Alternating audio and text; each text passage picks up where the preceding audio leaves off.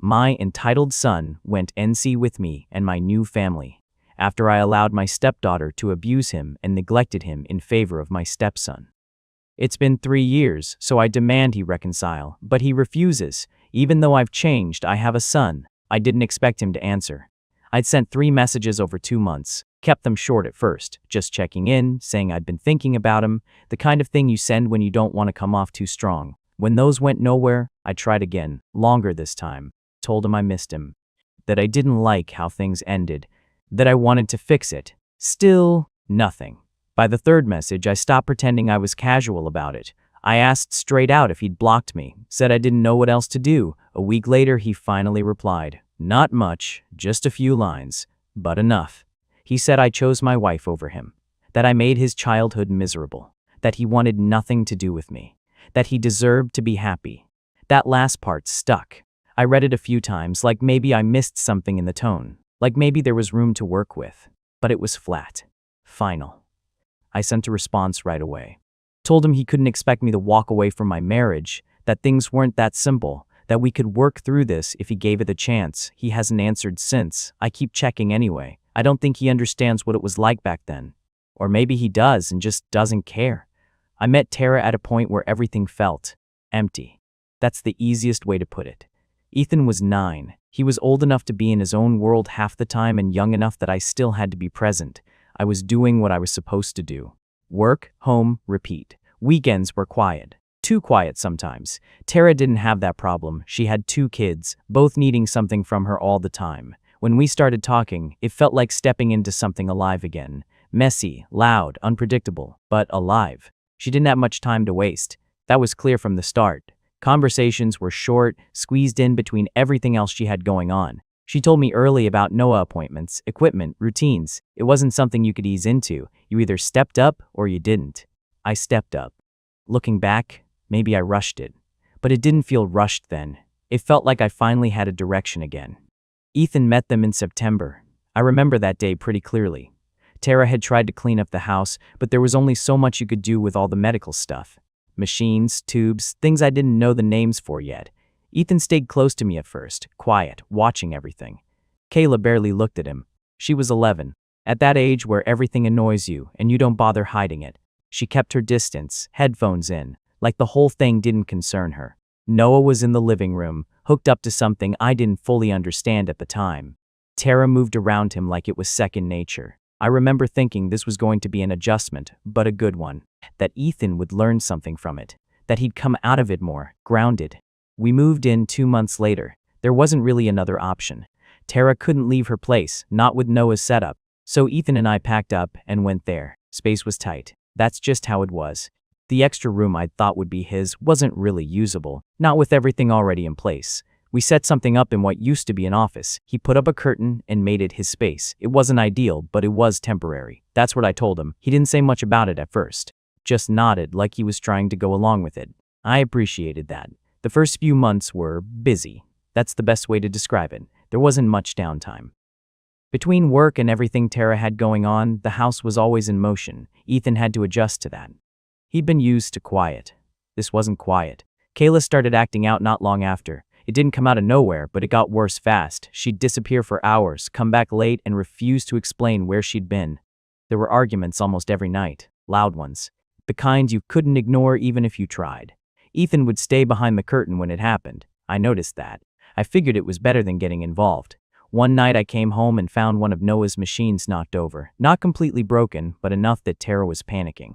Kayla was in her room, door shut, music blasting like it had nothing to do with her. Tara was shaking, trying to figure out what still worked and what didn't. I helped where I could, called someone to come take a look. It got sorted out eventually. Ethan stayed out of the way the whole time. Later, Tara told me Kayla had been getting worse at school too. Skipping classes, getting into fights. It wasn't just the house. Things like that happen with kids.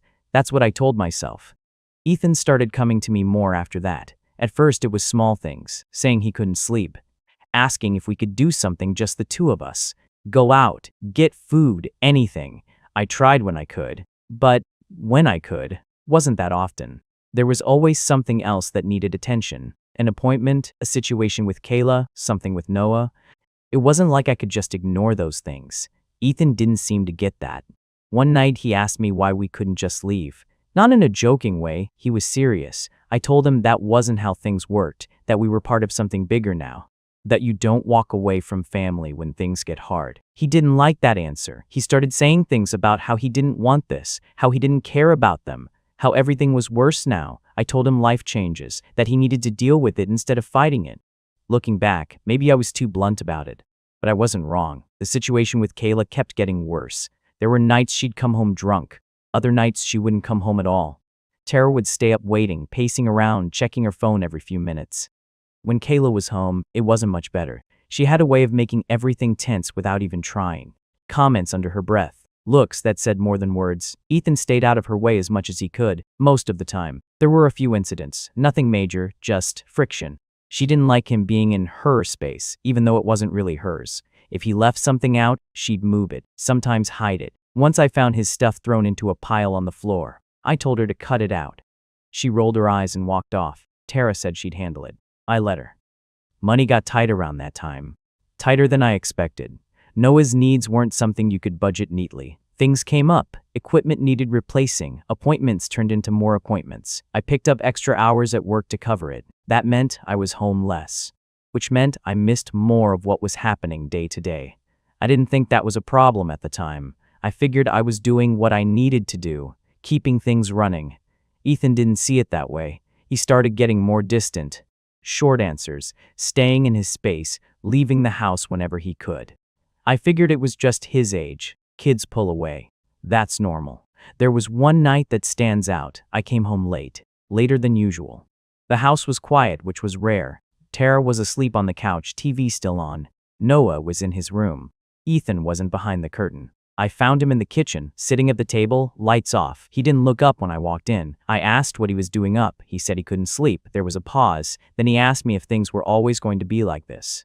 I asked him what he meant. He just gestured around. The house. Everything in it. I told him we were working through things, that it would settle down. He didn't say anything after that, just got up and went back to his space. A few months later, things got worse again.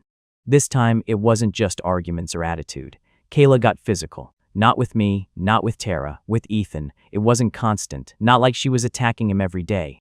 But there were moments. If he were in her way, she'd shove past him harder than necessary. Once I saw her grab his arm and push him aside like he was furniture. I stepped in when I saw it, told her to knock it off. She laughed, said he shouldn't be in the way. Ethan didn't say anything. That bothered me more than anything else. He came to me again after that. Told me he didn't feel safe there. I remember that conversation clearly. I told him he was overreacting. That Kayla had issues, yeah, but she wasn't going to seriously hurt him. That we were dealing with it. He asked me again to leave. Just the two of us, like before. I told him no. Told him I wasn't throwing everything away because it got difficult. That we made a commitment. That I wasn't going to abandon my wife. He looked at me like I'd said something wrong. I didn't think I had. Things didn't improve after that. If anything, they settled into something worse. Not explosive. Not constant chaos. Just steady. Tension that never really went away. Ethan stopped asking after that conversation. Stopped coming to me at all, really. He kept his distance, did his own thing, stayed out of the house as much as possible. I figured that was better than constant conflict. At least things were quieter. When he was 13, Noah ended up in the hospital. It was serious. Tara stayed there the entire time. I split my time between work and the hospital. There wasn't much left over after that. I left Ethan notes when I couldn't be home. Told him where food was, what he needed to do, basic stuff. He was old enough to manage. 6 weeks went by like that. It felt longer. That was around the time everything really started to shift. I didn't notice it right away. But looking back, that's where things changed. When Noah came home from the hospital, nothing really went back to how it was before. Not that things were good before, but at least there was some kind of rhythm. After that, everything felt thinner, like whatever patience everyone had was used up. Tara was exhausted all the time, not just tired, completely drained. She'd fall asleep sitting up, wake up disoriented, then go right back to handling whatever Noah needed. Conversations with her got shorter, more direct, less room for anything outside of what was immediately in front of her. Kayla got worse. She didn't like being told she had to help more, didn't like the attention shifting even further away from her. Whatever resentment she had before, it sharpened. Ethan just disappeared into the background. Not physically, he was still there, but he stopped trying to be seen. I came home one day and realized I hadn't spoken more than a few words to him in over a week. Not a full conversation, just passing comments, reminders, quick questions. It didn't feel like a big deal at the time. It should have. There were more incidents with Kayla. Not one big event, just a series of smaller ones that added up. She'd take Ethan's things and not give them back. Push past him in the hallway hard enough to make a point. Once I saw her yank the curtain down halfway just because she could. He didn't fight back. That part bothered me, but I told myself it was better than things turning into something bigger. Tara kept saying she'd handle Kayla. But handling mostly meant arguments that went nowhere. Around that time, Tara started expecting more from Ethan. Not unreasonable things, at least not in her mind. Helping with chores, running errands, keeping an eye on Noah for short stretches so she could step away. Ethan didn't go along with it. He'd do the bare minimum, sometimes not even that. That led to more tension. One afternoon, I came home early and walked into the middle of it. Tara was in the kitchen, voice tight, trying to keep things together. Ethan was standing across from her, refusing to move. She asked him to help with something. I don't even remember what, and he said no. She told him he needed to start contributing more, that this was his family too. He said it wasn't. That was the first time I heard him say it like that, out loud, direct. It didn't sit well with me. I stepped in. Told him he didn't get to talk to her like that he needed to show some respect. He turned it on me, said I was the one who brought him into it, that none of it was his choice. We went back and forth for a while. At some point, he snapped, told me to leave him alone, said she wasn't his mother and never would be, said nothing about that house felt like his. Tara heard all of it. She didn't say anything right away. Just stood there, quiet in a way that made the whole room feel off. Later that night, she told me it hurt. That she'd tried with him, that she cared about him more than he seemed to realize. I told her he didn't mean it. I'm not sure I believed that. After that, things between me and Ethan got worse. He stopped reacting to anything I said unless he had to. Conversations turned into one-word answers. Sometimes, not even that. I told myself it was a phase. Teenagers go through that. But there was something different about it. It felt final. Kayla kept pushing. There was a night where things went further than before. I wasn't home when it happened, Tara told me after. Kayla had come in late, already in a mood. Ethan was in the living room for once, watching something. She told him to move. He didn't. That was enough. She grabbed him and dragged him off the couch. Not just a shove this time. Actually pulled him by his arm, then his leg when he tried to get free. Tara stepped in, but not before it had already gone too far. Ethan didn't say anything after, just went back behind the curtain. When Tara told me, she was upset.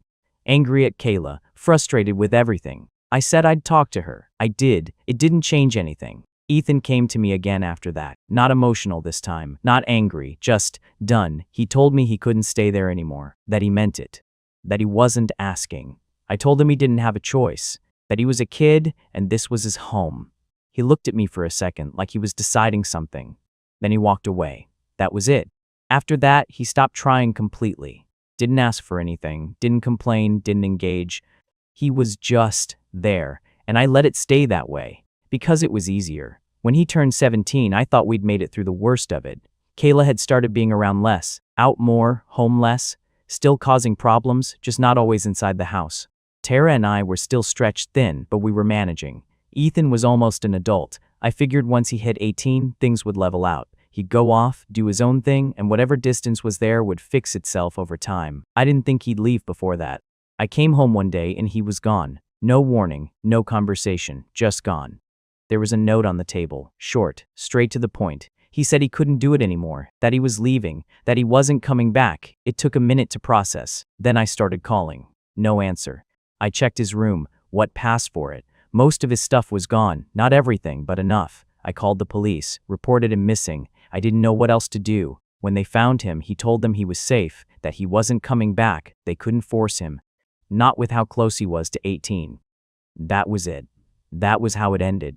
For a while after that, I told myself he'd come back, that he just needed space, that he'd realize things weren't as simple as he thought. Weeks passed, then months, nothing. I tried reaching out a few times back then, calls, messages, no response. Eventually, I stopped, not because I didn't care, because there didn't seem like a point. Life didn't exactly get easier after he left. If anything, it got heavier. Kayla kept spiraling. Different problems, same pattern. Eventually, she stopped being around altogether. In and out, then gone for good. Tara took that hard. Noah still needed everything he always had. Work got more demanding. Bills didn't slow down. There wasn't much room to think about anything outside of that. But sometimes I did, usually at night when things were quiet. I'd think about Ethan, where he was, what he was doing, if he was doing okay. I told myself he'd always been capable, independent, he didn't need me the way other kids did. That's what I stuck with. It wasn't until recently that I started thinking about him differently, not just wondering, actually thinking about reaching out. Part of it was time. Enough of it had passed that it didn't feel like reopening something fresh. Part of it was everything else. Things aren't great right now. Haven't been for a while. Money's tighter than it used to be. Costs keep stacking up. Things break and need replacing. There's always something. Tara and I aren't on the same page most of the time anymore. We don't argue constantly. It's not like that. It's quieter, which is worse in some ways. Conversations feel forced, short, like we're both just getting through them. There's a distance there that wasn't before. And I'm tired. More than I used to be. Work, home, repeat, it's not enough anymore. It doesn't feel like anything's moving forward. It just feels like maintaining. I started thinking about Ethan more during all of that. Not just where he was. What it would be like if things were different. If we were still in contact. If there was something there.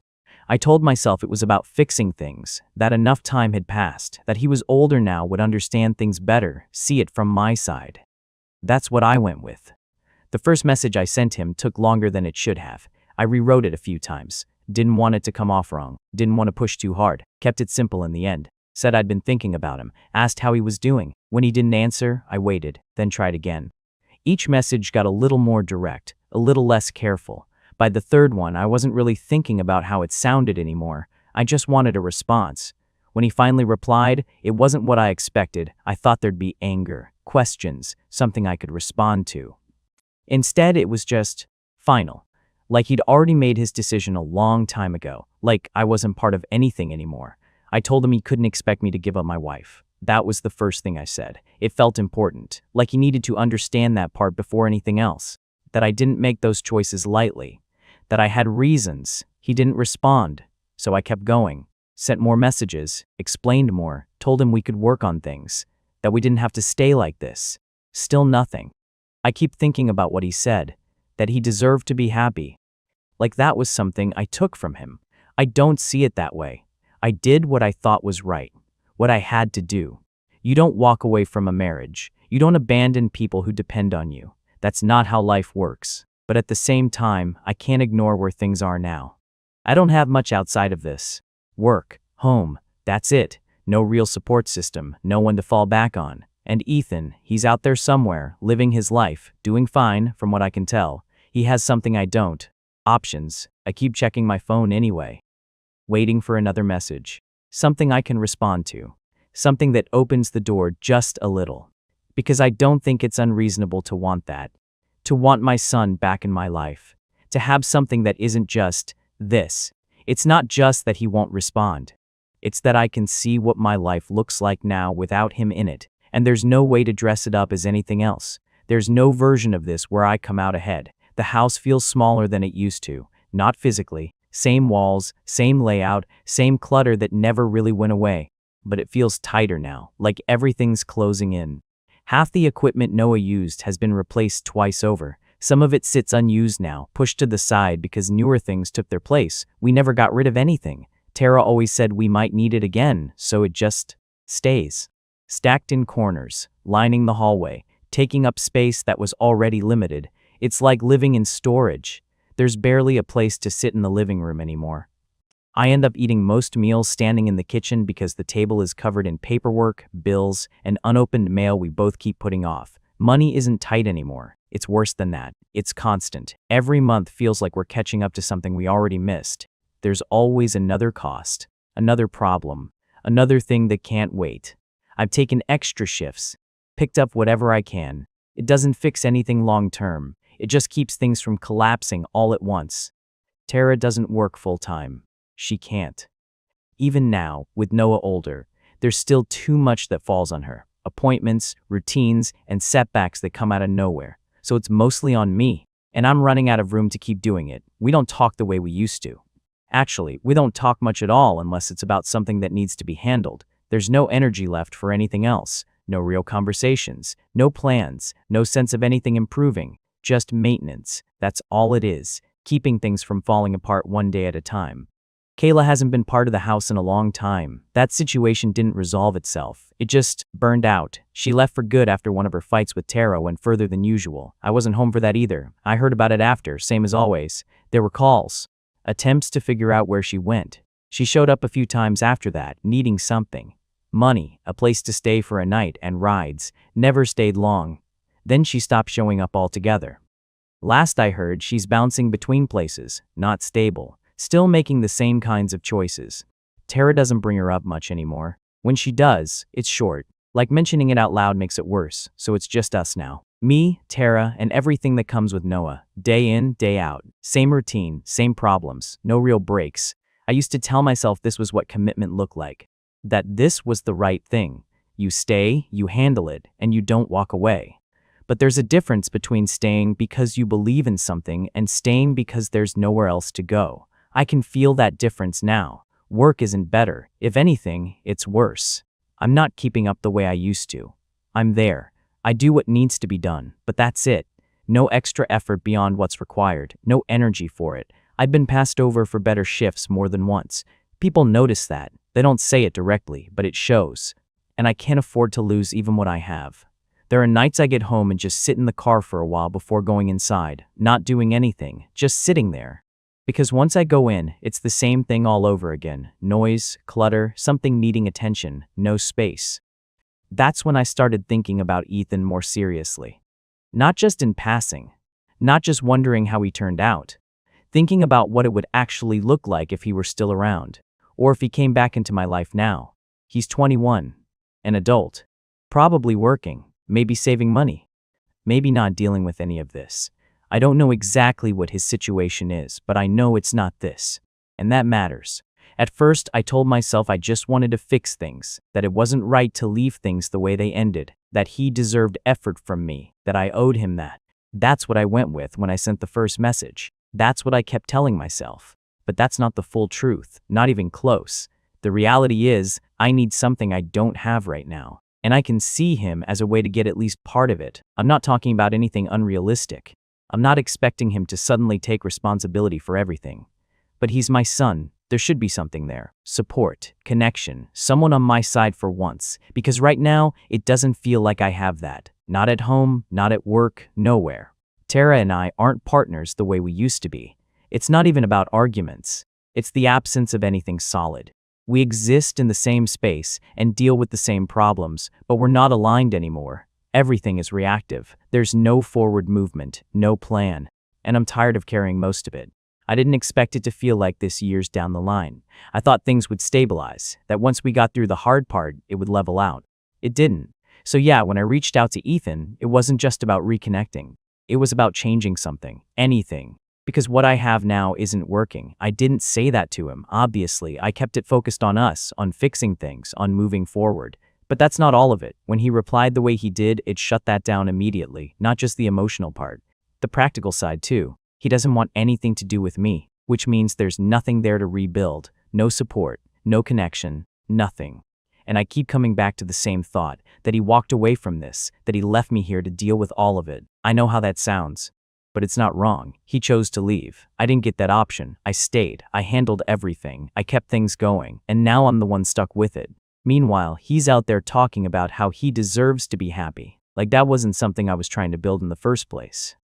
Like I didn't make choices for that exact reason. He only sees what he didn't get. He doesn't see what it costs to keep everything together, what it still costs. And Tara, she doesn't see it either. Not really. From her perspective, this is just life. This is what she's always dealt with. So when I get frustrated, when I start pulling back, she acts like I'm the one changing. Like I'm the problem. She's not the one carrying the financial side of this. She's not the one watching every paycheck disappear before it even settles. She's not the one wondering how long this can keep going before something gives. And Noah. Everything revolves around him. It always has. It still does. Every decision, every expense, every adjustment. There's no room left for anything else. That's what this turned into. And I'm the one expected to just keep going with it. No complaints, no exit, no alternatives. So when I look at Ethan and where he is now, yeah, I think about what that could mean for me. I'm not pretending otherwise, but he shut it down completely. No interest, no willingness to even talk. So now I'm here. Same place, same problems, nothing changed, except now I know for sure there's nothing coming from his side either. No second chance, no shift, no help, just this. And if I'm being honest, I don't think I'm the one who ended up in the worst position by accident. I made choices, yeah, but I didn't make them alone. Tara brought her situation into this. Kayla made hers worse at every step. Ethan refused to adapt to any of it. And I'm the one left holding everything together. Still, after all of it. So if he thinks walking away solved things, good for him. It didn't solve anything here. It just left the rest of us to deal with what he didn't want to. That's where things are now. No improvement, no reset, no one stepping in to change anything. Just me still dealing with it. And him somewhere else deciding he's done with all of it. That's how it ended. And that's how it stayed. The real story here isn't the chaos in that house. It's the mindset that allowed it to keep going without interruption. It's the father's internal logic, which never actually breaks. Even at the end, when his life is objectively worse, he doesn't reach a moment of clarity. He just reroutes the blame. And that's the part people tend to miss. Most readers will walk away thinking, he chose his wife over his kid, and now he's paying for it. That's true, but it's surface level. What's more interesting is how he redefined fatherhood itself to make that choice feel justified. He didn't see himself as abandoning his son. He reframed it as modeling commitment. He didn't think, my kid is suffering. He thought, my kid needs to learn resilience.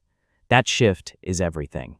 Because once someone rewrites the meaning of their role, they can neglect you while still believing they're doing their job. That's why nothing in his story feels like a contradiction to him. Even the curtain instead of a room. Even the physical aggression from the stepdaughter. Even the 6 weeks of near total absence. These aren't failures in his mind. They're unfortunate conditions within a larger, correct decision. And that's where the real damage happens. Not in one big moment, but in a consistent refusal to update the narrative. Another thing worth paying attention to is how he treats adaptation as a moral obligation. He keeps returning to this idea that his son refused to adapt. That word is doing a lot of heavy lifting. Because in his version of events, the problem isn't the environment, it's the son's reaction to it. This is a common dynamic in families under strain. The person with the least power is expected to absorb the most impact. Not because it's fair, but because it's convenient.